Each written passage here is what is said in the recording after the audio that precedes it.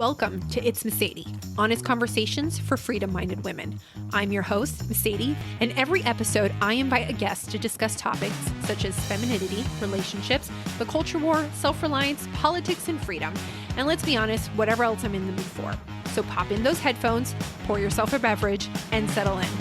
Let's get this episode started. How do you pronounce your name? Meseidy. Meseidy. Okay. That's the name. That's why it's Meseidy. Because everybody's like, how do you say your name? It's Meseidy. It's Meseidy. Real original.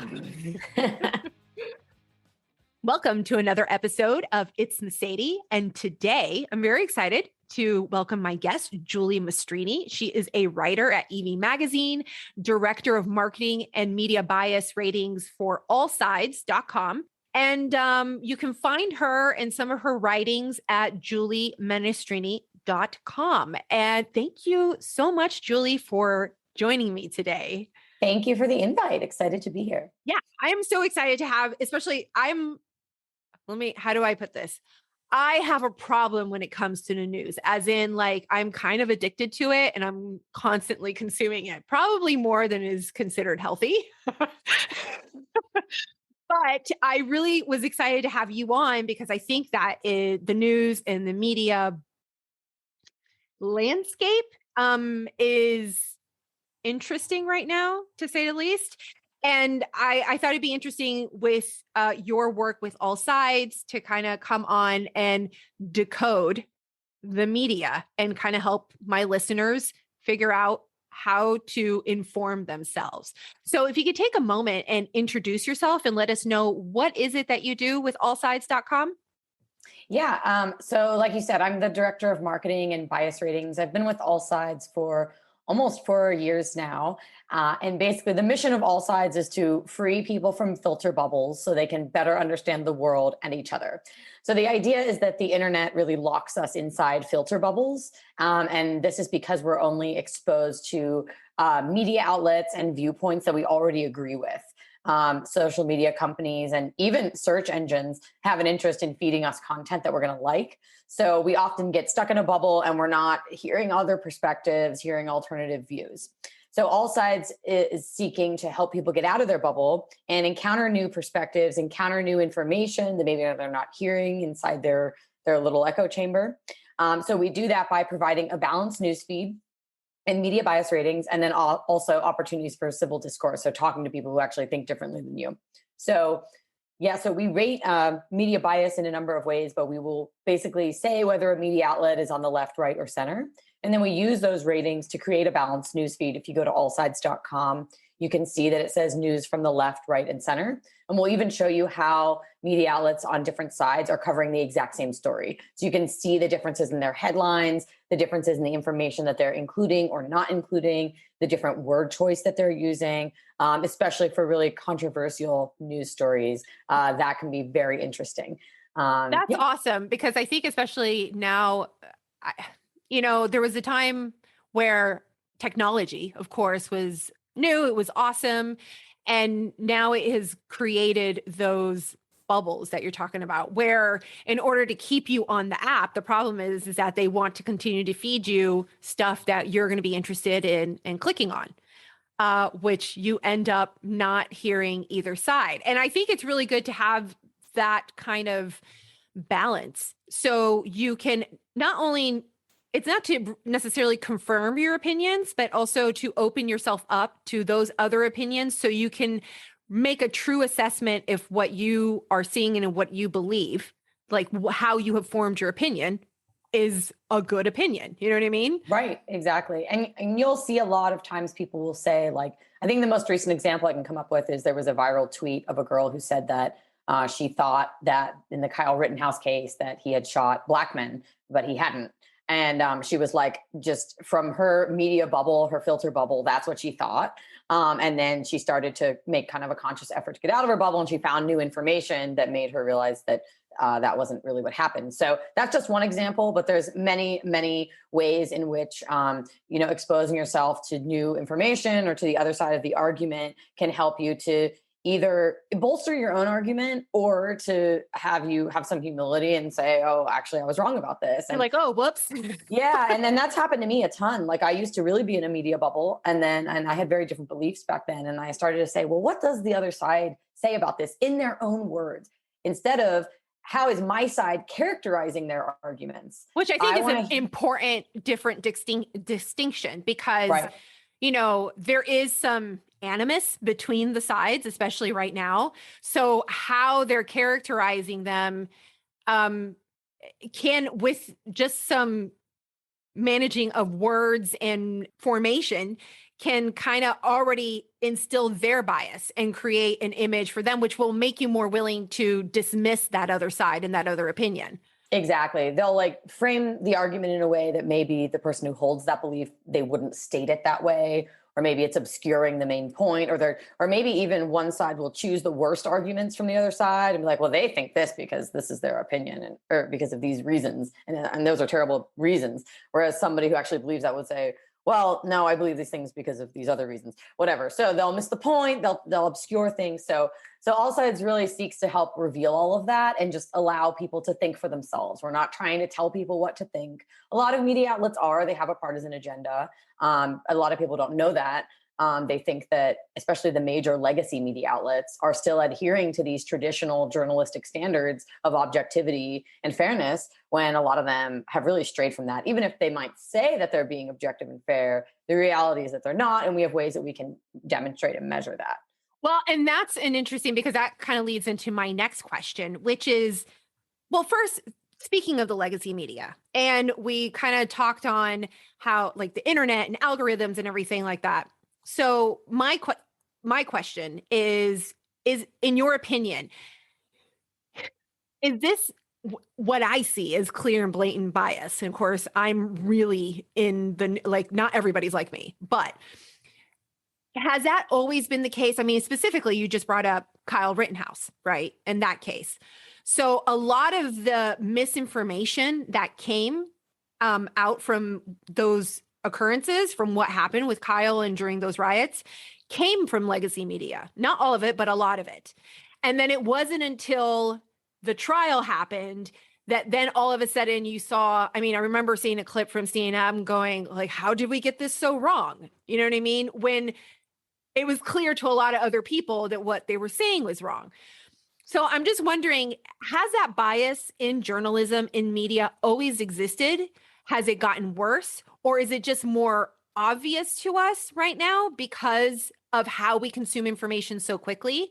And, or is it happening as a consequence of the internet and everything? Because it's, I mean, we are in a capitalist system. They're trying to make money. They're trying to get eyeballs on it. So they're using headlines and Clickbait. bylines that are going to make you go and read the article. Or, it's probably a little bit of everything. So Yeah. what's your opinion on that? Yeah, I get asked a lot about how media bias has changed over time. And it's a little hard for me to give a solid answer, just because I only know what I've seen in my lifetime. Yeah. And it's hard to assess the bias of reporting in the past when I wasn't actually there with the tools that we have today. Like, again, bringing it back to the Kyle Rittenhouse example, there were videos that were circulating online of the incident. Pretty full videos. It wasn't just a short clip. It was like kind of the whole sequence Yeah, of there was a events. lot of video. Yeah, A so lot. we could firsthand look at what happened and not have to have the media filter that information for us. They still were going to, they still did, but the individual could still kind of look at what happened. In the past, we didn't have tools like that, right? It was all being filtered through the media. And I think that it's just kind of come in waves. Like, I think that during the founding of America, there was a lot of partisan news. I think that this isn't necessarily a new thing. I don't think so either, especially, if you go back to even during a Lincoln, the first time that he ran for president, and, you had the printing press and they were dogging each other. They were Yep. talking, like, it's not a new thing. I think Right. it's just the tools are new. And because the tools are so fast and furious, it just feels like a lot. Yeah, you'll even notice like in the title of some old newspapers that were established like in the 1800s, like my local one of my local newspapers is like the Tribune Democrat, right? It has like the word Democrat in it. That kind of tells you like what the founders thought that paper was for, right? And you'll see, or there's like the I think there's like I don't know, like the Free Statesman or whatever. Like you'll see in the name of some newspapers that they sort of had a bit of an agenda, or maybe they had some principles that were backing it up. So I don't think that's new. But then you also did have the this sort of journalistic standard that's more traditional of objectivity, which is we're just going to tell you what happened and you can interpret the events for yourself. That's really not happening today. There are very few outlets that take that approach. We see a lot of spin, a lot of slant, a lot of Yeah. sensationalism. But like the Walter Cronkite era is something people often point to. He was like voted the most trusted man in America during his era. And he is widely thought of as adhering to those sort of traditional journalistic standards of just giving you the facts and Yeah, not you putting a spin. honestly did not know what his political leaning was. Right. Even though now that we have more information and historically, like he's believed to have been pretty left leaning, but he at least managed in his professional space to come off as non-biased, which I think is something that, especially in journalism, should be practiced a little bit more. Right. And so we always say at all sides, like unbiased news doesn't exist. Meaning like reporters are always going to have to make choices, word choice, story choice. What stories do they highlight more than another? Like an outlet that's really heavily focusing on climate change, that's going to reveal a certain political bias versus an outlet that's focusing a lot on like gun laws or something. Like you're going to be able to tell what the editors find important. So bias is always going to be there, but I do think there are some standards that journalists should at least strive to meet to keep the audience's trust and to ensure that the audience is not going to get the perception that what they're being fed is propaganda and that they're actually the writer trusts them to think for themselves. The writer is not going to obscure things, hide things, spin things, and is just going to tell them the facts of what's going on and let them decide for themselves. But what I'm hearing a lot in the space, journalistic space, I talk to a lot of journalists, is that people don't believe that anymore. A lot of reporters think, no, we have a responsibility to like protect people or to ensure that they don't hear misinformation or hear basically the wrong ideas. Which, I mean, blows my mind. I mean, that can take us into a whole other Yeah. rabbit trail of issues of liberty and then like how journalism and the free press, they're in my opinion, that mentality is a bastardization of what the purpose of journalism is, specifically here in the United States as a staple of part of being of the First Amendment, which is, free speech. So to kind of like filter that information and then also I can't even put my finger on like what would lead a person to have this almost overconfidence in themselves that they would believe that they should be the arbiters of dictating what we should be informed about. So I don't know, is it like they think we're like the general public is dumb and unable to like, Well, yeah, you know what I mean? I think a lot of people have been sort of maybe fear mongered into thinking there are specific threats that they need to guard against, right? Or we can't have people thinking that, or we can't have people going down the rabbit hole to this line of thinking or this political ideology. We need people to embrace the political ideology that I think is best. So in order to do that, I need to shape information in a way that turns them towards what's right instead of what I think is wrong. Right. So it is very different than how Americans conceived of the free press, as you said, in the past, where it was like, I'm just going to give you the facts and let people decide for themselves instead of obscuring and changing and hiding things to suit a partisan agenda. And this is why we see bias in the press, because you do have reporters that believe they have some duty. And and they do have a duty, but it's the concept of what that duty is has changed. When I talk to reporters, they now think they have a duty to impose change upon the world and to kind of fight for a cause and have their work reflect that cause. So this is why I make a distinction between journalism and advocacy journalism. Because Well, and I think it's fair to say like there's a difference, and we're talking about journalists specifically, not like I think the idea, the way it should work is that journalists report and inform, and then activists can kind of take that information or organizations, you know what I mean? And Yep. they can, freedom of assembly and they can form and they can create those. But I think when you're giving out information to the general public as with the label of journalism, you shouldn't be using that journalism to be an activist. I think those should Exactly. be two separate things. Exactly. And that line is just totally blurred, especially because of the business model incentives of online, of digital media, right? We talked a little bit, we alluded to clickbait, right? These headlines that are meant to stoke your emotions so that you go, what? Oh my God, that's ridiculous. And then you click, right? So to stoke emotions, you have to add flavor and color and flair to the headline. And that ends up distorting the truth instead of just being like, XYZ happened, right? It's Well, more and especially bland. since people now are so quick to consume information that they just see the headline and the byline or whatever preview you see on your feed, Facebook, Twitter, Instagram, whatever.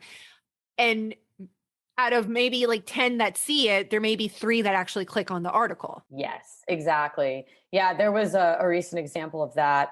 Twitter has been doing some of its own editorializing. I don't know if you use Twitter, but Yeah. yeah, so they have their like trending stories or what's happening section. And there was a recent story where it was talking about how, again, I recently assessed the media bias of the Kyle Rittenhouse case, so this is just top of mind. But Twitter had this top story about how the judge had Rittenhouse select the jurors like from a hat. Yes. And the way that the headlines were framed, it seemed like this was very odd and like and something was wrong here and this was biased. But when you clicked on one of the articles, it did say AP did say that this judge always has the defendant do this. So it's not really out of the ordinary for that judge. So is that even a story? But the way that the headlines were framed and just the fact that that Twitter was focusing on the story, it seemed like they were wanting you to think that this trial was unfair or something. Yeah. Yeah. So we just see this a lot. And Well, and then along those lines, so how would you say, like the layperson, because we're all trying to, I think more people are becoming awake to the fact that this bias exists. You know what I mean? Unless you're in some super hyper bubble, are you earnestly going to believe that legacy media such as CNN, MSNBC, or Fox News even are unbiased? right. So how would you tell the layperson who is busy but still wants to be informed? How do you like decode what is the difference between news, analysis, and opinion first? Because I think we need to figure that out first. Right. Like, what are some flags? What are some signs to kind of figure that out for that someone can keep in the back of their mind? Yeah, so it's pretty simple. News analysis and opinion. News is just what happened. This is what happened. These are the facts. It's actually going to read more dry and bland because it's just giving you the facts. Analysis is when the writer takes those facts and helps you to interpret them and maybe tries to discern what they mean. And then opinion is what I think about what happened. So it's my opinion, my So perception. in the news in general, are these, I mean, is the practice supposed to be that these things are labeled? You know what I mean? Yes, that's what it should be, but we increasingly see that it's not. To bring up AP again, the Associated Press, we've noticed that they are frequently publishing analysis pieces that they're pushing as hard news, and there are also other ways that you can tell whether you're reading news, analysis, or opinion, and because you have to be aware that it's not always going to be labeled that way. It's not going to be labeled honestly. So we have a resource guide on our site that I wrote called 12 Types of Media Bias. And it goes through, I think if people just read it once, they would get a good grasp of how bias manifests. And then when they are consuming the news, even if they're not consuming the news all the time, they don't have a lot of time, they can start to identify some of the easy ways to spot bias, right? So this guide goes through some examples like how do you notice sensationalism? How does that appear? One that I actually just added to the guide is subjective qualifying adjectives. So this is when reporters kind of add adjectives in front of a word or phrase. So they'll say there was a sharp rise, a sinister warning, a disturbing rise, a troubling trend, right? Dun, So dun, dun. yeah. So like the reporter is telling you what to think instead of just saying, There was a rise. yeah, there was a rise. And it's telling you to see it as bad. Right. So I think that's one of the main ways I would help people to kind of spot bias is, are the reporters inserting adjectives to tell you what to think and to manipulate your belief instead of just telling you what happened? And we just see that all the time. One of the big ones during Trump was like debunked theory, baseless claim is baseless claim. And it's like, maybe the claim is baseless, but the reporter has to explain why instead of just calling it a baseless Well, claim, and right? I wonder, so you saw that, I mean, during Trump's presidency, I mean, that was when the term fake news became huge. And at first, people were very dismissive of it. And then eventually, with time, you were like, wait a minute, it is kind of fake. Like, I know that's a bit of a hyperbolic term, but when you really got down to the nitty gritty of it, I don't know if fake necessarily is fair, but definitely, um, what's the word? Maybe I'm thinking like deceptive, Yeah. you And know? yeah, there's different ways that you can use the word fake news, and some of which are legitimate, right? Like fake news could mean just a news story that was totally made up, like it's not even true, right? But I think the way that it's often used is to describe news that is being manipulated, right? Or that the facts are misapplied or misrepresented, or even like a misleading choice of what should be news. I think Trump was often using it that way to be like, that's not even a story. That's not even important. It's fake news. And or uh, if the media like omits information, right, that would give you a different perception of the story, it's Well, fake yeah, because I news. think about, and so I was kind of thinking through this because I try to be somewhat even. Not that I'm completely trusting, but I like to like start there.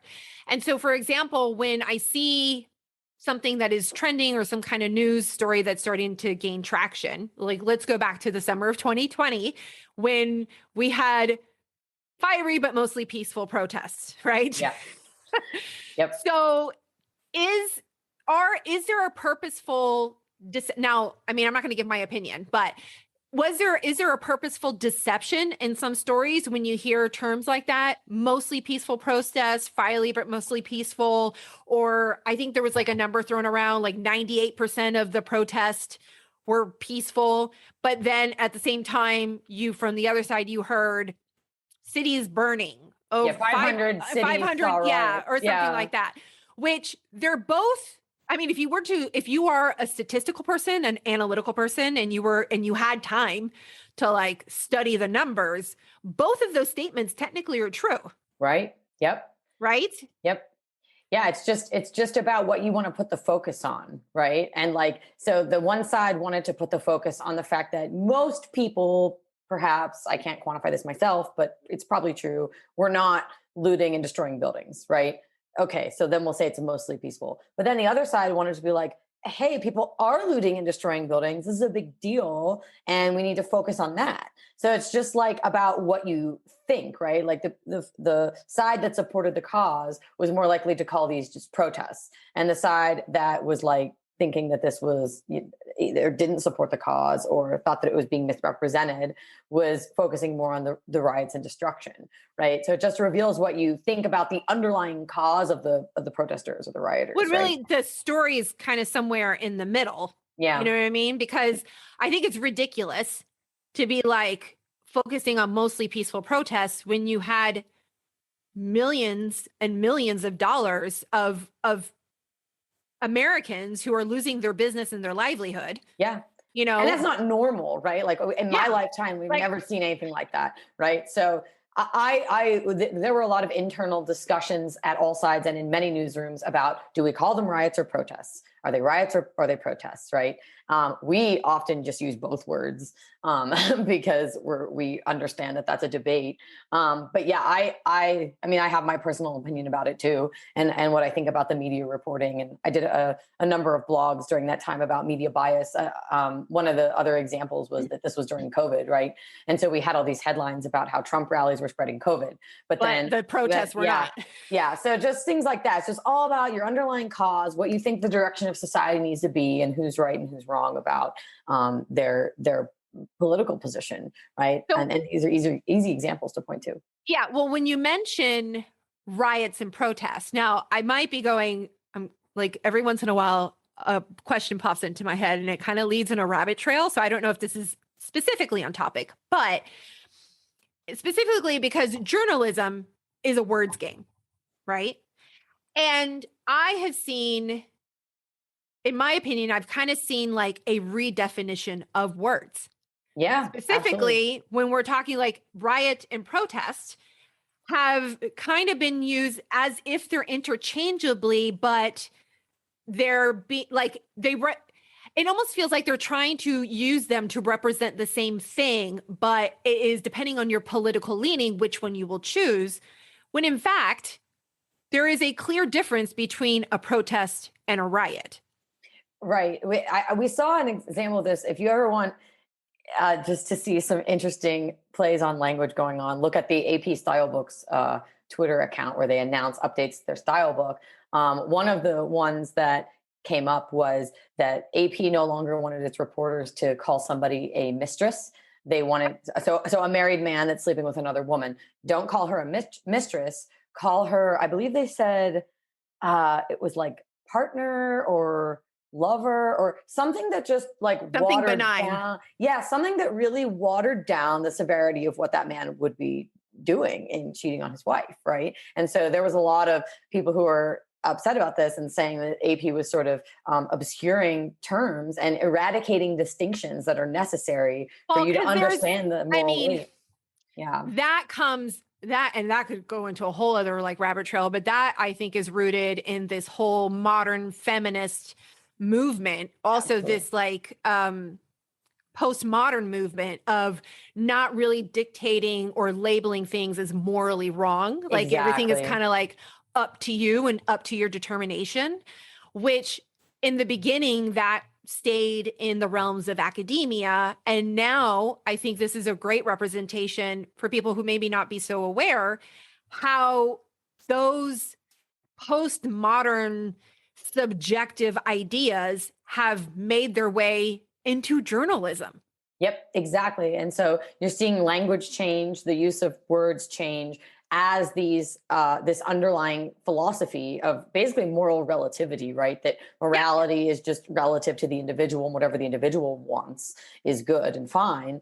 And each individual should decide what's good and fine for them. That's all bleeding over into how we're seeing bias manifest, for sure. And that AP style book change is a really good example. But we highlight a lot at AllSides how different word choices can reveal your underlying worldview and bias, and that's so much of the debate that's playing out. And Um, that's fascinating to me because, like before, we were just talking about how there are journalists now that feel that they have a almost moral responsibility to tell us what is good, you know what I mean? Or yeah, what, what ideas are good ideas to form. But, when you have that underlining current, I don't think it's ridiculous for people to be like, well, where is this coming from? You know? right. Yeah, and yeah, I was on a panel recently with a reporter who said she wishes we would just get rid of the term objectivity, that we would just not have objective journalism anymore, because she believes so strongly that certain communities need to be advocated for, that the advocacy that would benefit them should be front and center. Right. So that really is going to Wow. change how you report on things. And that's why we're seeing bias. We're seeing bias manifest because that is the underlying worldview of many reporters. And the landscape does lean a certain way overwhelmingly as well. So it can be hard to find alternative perspectives and to unearth those. Like, we change our bias ratings over time as the bias of media outlets change over time, and data shows that they're moving more one way or the other. We have a very interesting graphic on our site showing you how different media outlets have changed their bias over time. A few have gone more to the center, but a lot of them are going like more left or more right. Right, so it's becoming like more Which is much polarized. more polarizing. Yeah. And then, you saying that, being on that panel and that journalist saying like that we should just get rid of objectivity.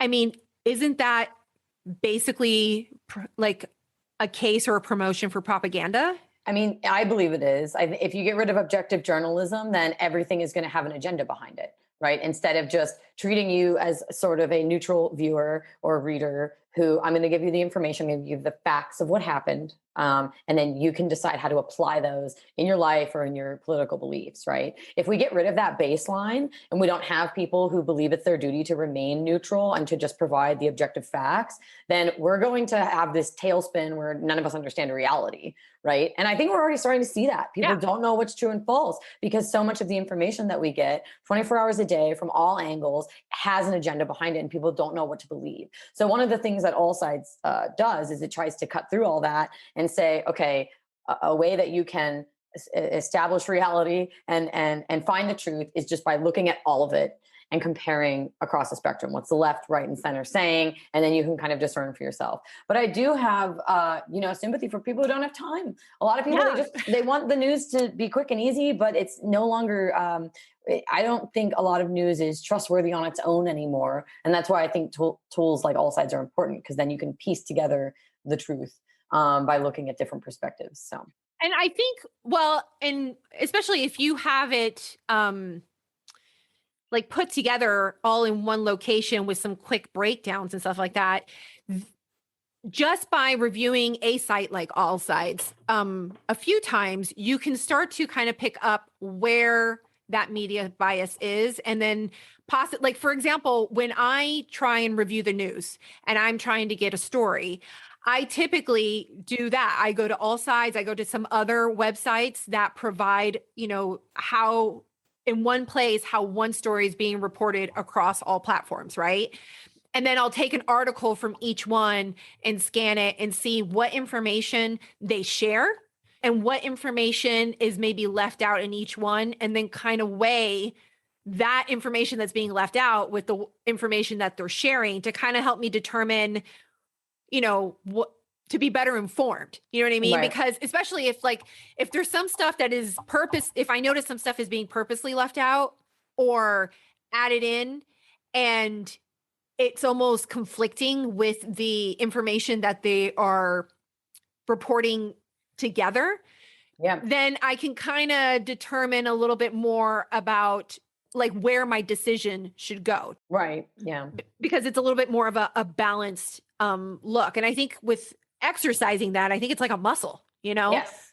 You'll get better at it even. Like you'll be able to spot things. Like even when I wrote the 12 types of bias guide, the way I was able to come up with those distinctions is just from reading the news so many times and noticing patterns, right? And I would notice when reporters would use specific like spin words, or when they would like present an opinion statement as a fact, or when they would do like omit things or whatever it may be. So the more you do that, the more you can filter more quickly and spot bias and spot the clues that maybe information is being manipulated in a certain direction or another. It gets much easier, but it is a muscle and it needs to be practiced. And it's just a little unfortunate that our media landscape is that polarized that people now need to like train themselves how to digest it. I mean, media literacy has always been important. I would argue it's even more important now, where it's just like, I mean, you used to turn the TV on and off. Now it's like our phones are glued to our palms and it's just always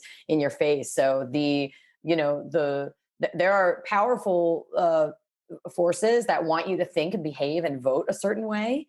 And they're using information to do that. We really are in like an information war where people are using the media and to manipulate voting, to get you to support different policies or not support different policies. And it's hard to think for yourself, Yeah. but it can be done.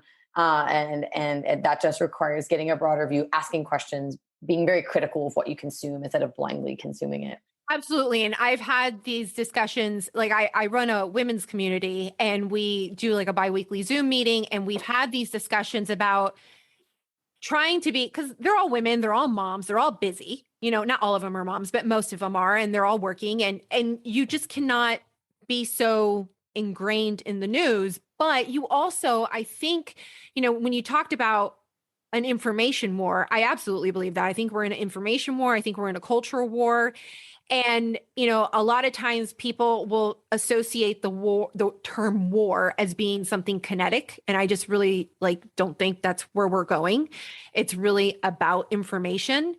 So I think it's important that everybody at least makes some semblance of an effort to be informed, because if you're only letting yourself consume like the blips and blurbs that you see on social media, you are definitely much more susceptible to being manipulated into information as into actually being informed. Yep. And so that kind of leads me to ask you, because I'm older and I remember when the news was dogging a lot on bloggers. And I'm Mm, talking about like this is during the Clinton administration, a little bit before that. I remember the Drudge Report and stuff like that was really anybody who had the name blogger was completely trashed on. And the media kind of dissed on them, but then eventually newspapers went out of business because everybody was print media. And now we have gone online, which has also kind of, I think, changed the dynamic of how information is informed. But specifically, the practice of journalism has changed. So, like before, you would have journalists that were on site, out there reporting, seeing things for themselves. And now I wonder, because of the expense of that, is media becoming more laundered? Do you understand what I'm saying? yeah. As Yeah. it like they'll say sources say, but the source is like every other news media that or the first person that said a source. Do you understand what I'm saying? Yeah. Yeah. Because they actually don't have the money, the time, the manpower to go out and do investigative reporting. Yep. This is a really good point. It's the difference between like a primary source and a secondary source, right? And a lot of people don't know what that means. Well, a primary source would be if I was on the ground at an event or at a protest and I record firsthand from somebody what they're saying or record firsthand what's going on versus getting information that's filtered through multiple people or multiple sources. And you'll often see media outlets just repeating other media outlets without actually reviewing the primary material, and so that does allow for a huge opportunity to manipulate information. There were a number of times where like the media would be like plastering. This is a good example. Last year, the media was running with this story that Trump had suggested injecting bleach to treat COVID. Yeah. That Well, was the headline. Psaki literally just said it yesterday. Yeah, but if you actually watch the video clip of Trump during this moment, that's not what he said. He suggested like, oh, maybe we could try like bleach something to get inside and disinfect. He obviously didn't sound very intelligent Well, he's and not the most yeah, eloquent individual. yeah, like he obviously is not a doctor and not that eloquent, and but he did not say we should all ingest or drink bleach to treat COVID. Like that's not what he said, and the media just like twisted that a little bit. And the only way you would know what he really said is by going back to the primary source and watching the video for yourself. And this happens a lot. And I actually think even with the Kyle Rittenhouse case, a lot of the misinformation that was out there about what happened is because people weren't going to the primary source of the videos of people who were on the ground.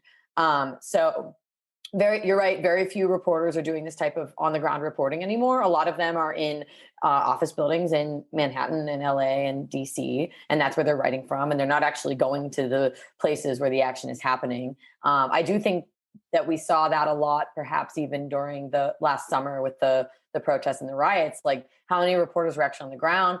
There was a recent reporter who told the Post Millennial, I believe, and she was a writer for the New York Times talking to the Post Millennial. She said that she had written an article for the New York Times about what was going on in Kenosha. Yeah, And about the they wouldn't, damage and the expense yeah. of the damage and everything. Yeah, and so she actually went there and she did investigative reporting. She did on the ground reporting, and then they wouldn't run it until after the election, right? So even when you have investigative reporting, if there is a partisan agenda that the paper has, then maybe it's not being given the platform that maybe it deserves. That, and I mean, there's a few instances of that where stories have been held up or buried because of an upcoming election.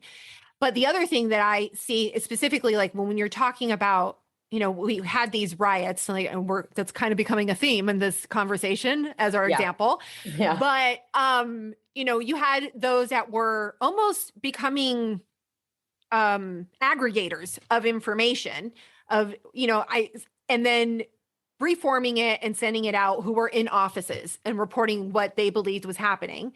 But then there's been a huge rise of independent journalism, which a lot of the videos, specifically of the riots, Rittenhouse, of a lot of these on the ground events, have come from these independent journalists. However, kind of going back to when I was talking about bloggers and print media back in the 90s, right now there seems to be this movement from the legacy media to like not label these independent journalists as true journalists. Yes, yes, absolutely. I've seen that a lot. I mean, honestly, the reporter that comes to mind for me is Andy No. Yeah. I don't know if you know him, but he has been reporting on the ground in Portland for years now, specifically on Antifa. Antifa. Hmm. And I've seen, it was odd because he always just seemed to me to be recording what was happening and telling you what was happening. He would post like video footage of the events, and information about who was being arrested and things like that. And then the rest of the media started to call him like a provocateur or like a far right reporter or whatever it may be. But from what I could tell, he was, in my assessment, he was just reporting the facts of what was happening. So there is a lot of safeguarding, I think, that goes on from the elite media institutions, where they, kind of want to safeguard their maybe monopoly Their on, legacy, which yeah, is their why legacy. yeah. Yeah, and you have and you do have these reporters kind of going, off by themselves to do the job that they think the legacy outlets aren't doing well, right? And some of those folks end up joining more like smaller organizations or starting their own. I think No is with the Post Millennial now. I think he's the editor there. But there's definitely a movement where a lot of the legacy outlets are not trusted so much, but they still dominate the landscape. Those are the, like, Well, that's I what mean, they people have turn the to, biggest budgets right now right? because they're institutional and it's not, I mean, all the major companies, institutions, especially when we start getting into the whole cultural landscape about, social justice and everything, you get a Yeah, lot of money. I mean, even it's funny because Fox News, I would categorize it as legacy media, but you look at their advertisements versus CNN advertisements, even though CNN isn't performing as well. And it just goes to show like the money that is, there's an interesting amount of money that's being put into these institutions that I think are on their last legs. But what's keeping them up is the shared ideology that they mhm, have. And so they're prioritizing the social messaging or that image that they care over actual profit because CNN and MSNBC are not performing nearly as well as some of the even independent media or Fox News, for example. And then along that, I'd like to your opinion if you want to share. What are maybe some news outlets that you think are not legacy media or are up and comers or are maybe worth, if somebody hasn't heard about them, checking out and it can be like the spectrum of the political landscape or whoever's in the center. You know what I mean? Do you have anybody in particular that you like to direct people to?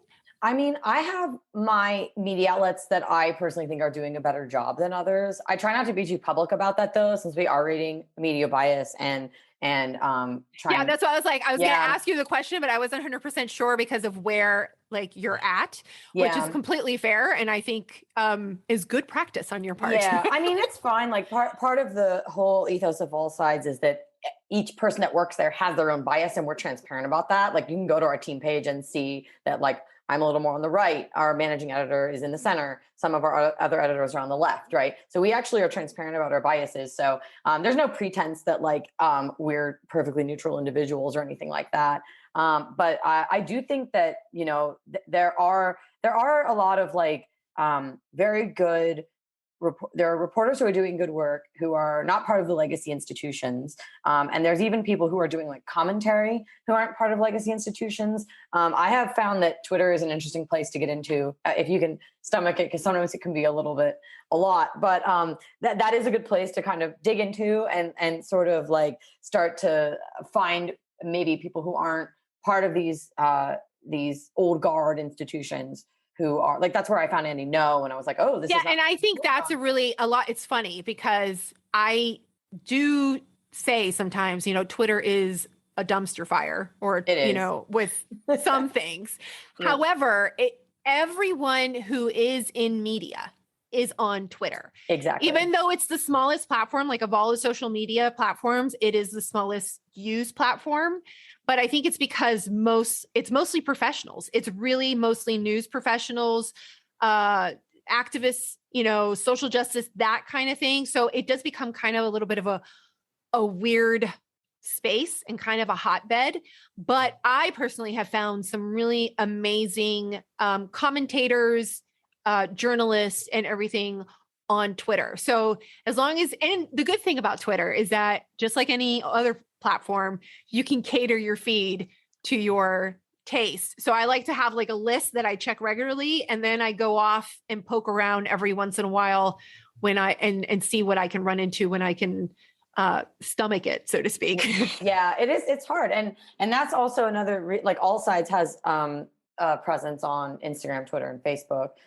So we actually try to be an account that can like feed you a diversity of news articles from different sources, which can help to, expose yourself to different perspectives. So these tools can be used consciously to explore, to, maybe get outside of the like mainstream narrative, see what other people are saying, whatever it may be. And that can be very beneficial. And I mean, AllSides rates over 800 media outlets. So we have our media bias chart. I don't know if you've seen it, with some of the major outlets showing you where they all fall. But that's only like, I'm not sure how many, maybe 80 to 100 of our outlets. We've rated like 800. So, and some of those with different confidence levels, some of them were more confident in the rating. Well, and I was going to ask, how do you guys rate? Do you have like a panel? Do you have an algorithm? Is it like a meeting that you have every quarter? You know what I mean? Like, yeah, how do you do that rating? We have different methodologies. One of our most robust methodologies is a blind bias survey. So we'll actually give people content from multiple media outlets and say, what do you think the bias of this particular outlet is? And it's blind. So they don't know that it's from CNN. They don't know that it's from the Epoch Times or whatever. And they are just assessing the bias of the content. So they're not bringing in their preconceived notions of what they think that brand is. They're just assessing how it's written. So we do those surveys for a lot of media outlets. The results of those can be very interesting. And just how do people perceive this content when they don't know where it's coming from? And then we also have editorial reviews, which are not blind. And that's when the AllSides team gets together and we have people from across the political spectrum review the works of a media outlet. We're looking at everything because they're not blind. We see the photos, we see how they've positioned the story on their homepage. We know the brand, all of that is transparent. And we look at it and kind of individually assess what we think the bias is. And then we come together and discuss. So those are our two main methodologies for rating bias. We have other things that we'll incorporate. Sometimes there will be academic studies from folks who have assessed bias using different methods. We'll incorporate that. Sometimes we'll do independent research. But anybody can sign up for a blind bias survey. So if anybody is listening to this and wants to help us rate bias, you can go to our website and sign up for a blind bias survey. And we love to have input from people from all sides of the political spectrum, obviously. I think that would actually be fun. Yeah, it is. I think it's quite fun. But I'm also not, I'm not the average person. What I was going to say, you said something earlier that kind of triggered a question and I lost it. You were talking about, I hate it when that happens. Yeah. We were talking about Twitter and independent reporters. It'll come to me again eventually. But along, just to kind of wrap ourselves up in case that doesn't come back to me. With where the media is, the bias, it seems like I try not to be a negative, like I'm not a pessimist. I'm definitely a realist. So I don't think everything is horrible or the worst or anything, but I know things are bad. At least that's how I see them. And that's my personal opinion. But with the state of where journalism and media is right now, where it feels so polarizing and we're having to do all of this decoding, do you think there is a solution to that? If you were to say, we're going to get through to the other side of the tunnel, possibly either how do we get there or maybe what that would look like? Have you ever Mm, talked about that and thought through that? that's a good question. I remembered what I was going to say. Oh, great. Let's put a pin on that. Okay. I can answer your first question or you can, Yeah, no, whatever. go ahead. Okay. I'll go back, but let me Okay. answer the question while I write that one down. Okay, great. No, that is a good question that I haven't given a lot of thought to because a lot is so up in the air. Technology is changing so rapidly. I can tell you what I personally would like to see that I think would help us get to the other side, although I do not think it's going to happen anytime soon. But I would like to see a return to the traditional journalistic standards of objectivity and just telling you what's going on or even telling you what both sides are saying. And I try to do this in my writing for AllSides for our blog. Is I'll say, well, here's what the left is saying, and here's what the right is saying. So that way, you don't. It can be a little bit more colorful in the sense that you aren't just giving boring facts. You're also saying, and here's the commentary on both sides. But you're giving the commentary on both sides.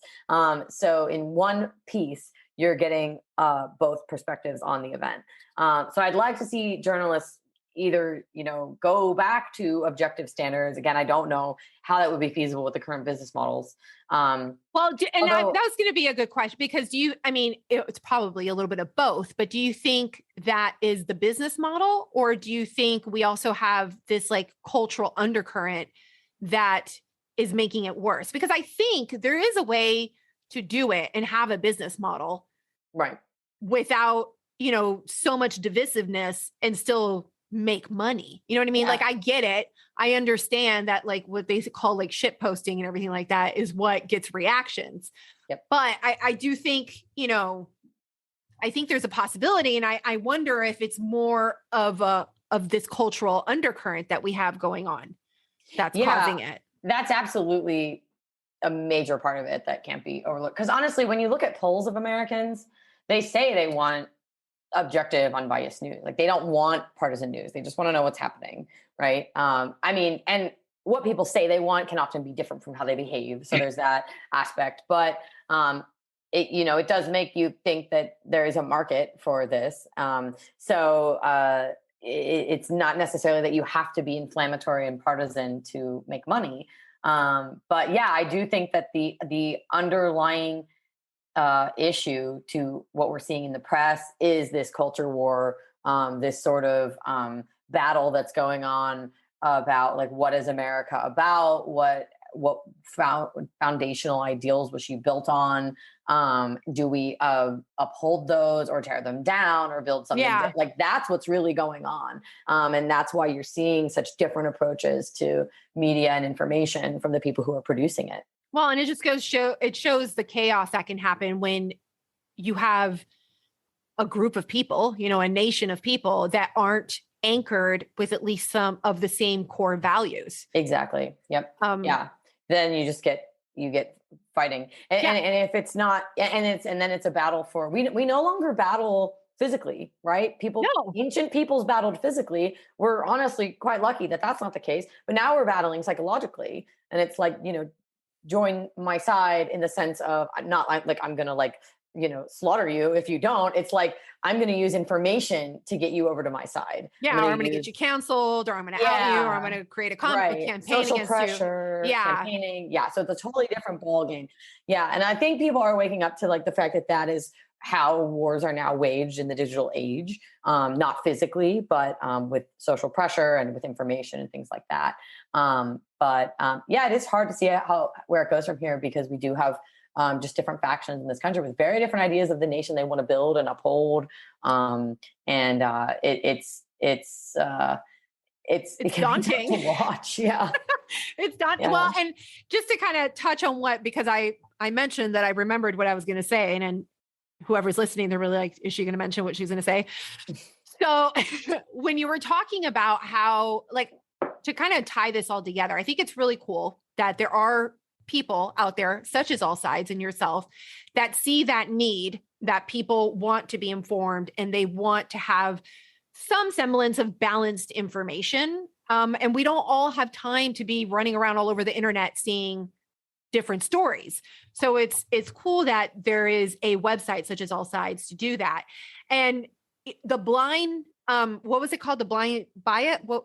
Blind bias survey. Yeah, the blind bias survey is cool, but I think it's also good that you guys have actual people, because words are one thing, but when you talked about analyzing the entire article and looking at the placement of images, what image they choose, maybe what quote they might pull out, you know how like you might pull out a quote and bold it, where they bury the lead, so to speak, you know, and all that kind of, because even the construction of where the information lands in the article is a big thing. So I just kind of wanted to comment on that and point it out that people understand that it's not just the word, we're not being manipulated just with, or we're not being manipulated, might be a hyperbolic word, but we were not being guided by just words, but also the, you know, how it's structured and how it's presented to us